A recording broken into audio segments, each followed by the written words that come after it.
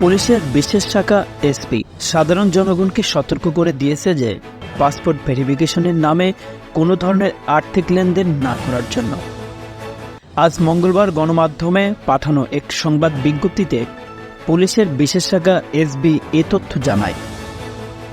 বিজ্ঞপ্তিতে বলা হয়, একদল প্রতারক চক্র পাসপোর্ট আবেদনকারীর কাছ থেকে পুলিশের পরিচয় দিয়ে বিকাশ, নগদ বা রকেটের মাধ্যমে টাকা দাবি করেছে। এই ধরনের কোনো ফোন কল বা বার্তা পেলে তাৎক্ষণিকভাবে পুলিশে খবর দেওয়ার জন্য সাধারণ জনতাকে অনুরোধ করা হয়েছে। অনেকে দ্রুত পাসপোর্ট ভেরিফিকেশন করার জন্য অধৈর্য হয়ে পড়েন এবং প্রতারকদের ফাঁদে পড়েন। পাসপোর্ট ভেরিফিকেশন সংক্রান্ত যে কোনো প্রকার আর্থিক লেনদেন থেকে বিরত থাকার জন্য জনগণকে অনুরোধ করা হয়েছে। এ ধরনের কার্যকলাপে জনমনে পুলিশের ভাবমূর্তি ক্ষুণ্ণ হচ্ছে।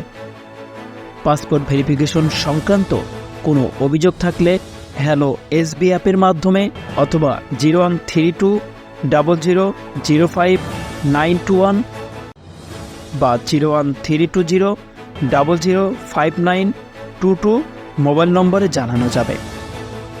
সংবাদের এ পর্যন্তই। পরবর্তী নিউজ আপডেট পেতে আমাদের সাথেই থাকুন। ধন্যবাদ।